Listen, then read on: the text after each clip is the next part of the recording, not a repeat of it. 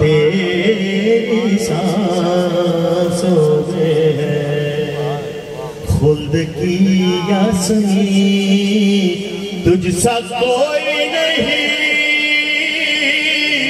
तुझसा कोई नहीं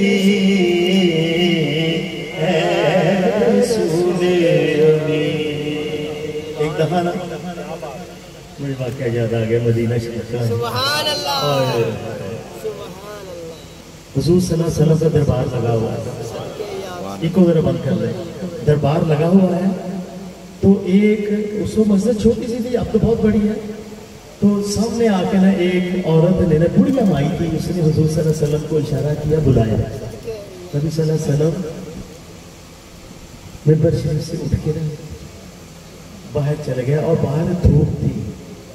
दोस्तों ये 40-45 टेम्परेचर कुछ नहीं है जो सऊदी अरब का गर्मी का है।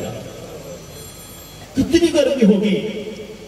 हुजूर बहुत देर, कई घंटों उस माई बुढ़िया की बातें सुनते रहे।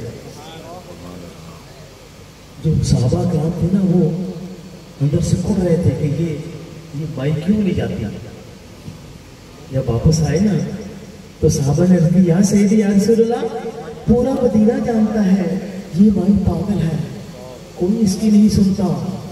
हुजूर सल्लल्लाहु अलैहि वसल्लम ने इरशाद फरमाया, जिसकी कोई नहीं सुनता उसकी मोहब्बत सुनता है। खुदा की कसम मांग के तो देखें, हुजूर से मांग के तो देखो, हुजूर सुनते हैं, हुजूर जानते हैं। कसम खुदा की। मैं ताहिर कादिर साहब का बयान सुन रहा था, मुझे बड़ा मजा आया। उन्होंने फरमाया एक सवाए सजदे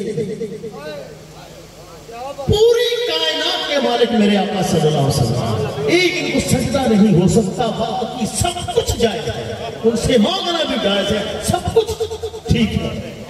इतनी बड़ी हस्ती, अल्लाह की कसम हम तसव्वुर भी नहीं कर सकते।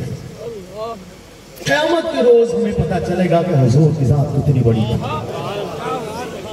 हमें क्या इदराक होगा, हमारी कहाँ मकाम मुस्तफ़ा क्या है, मोहब्बत का खुदा चाहता।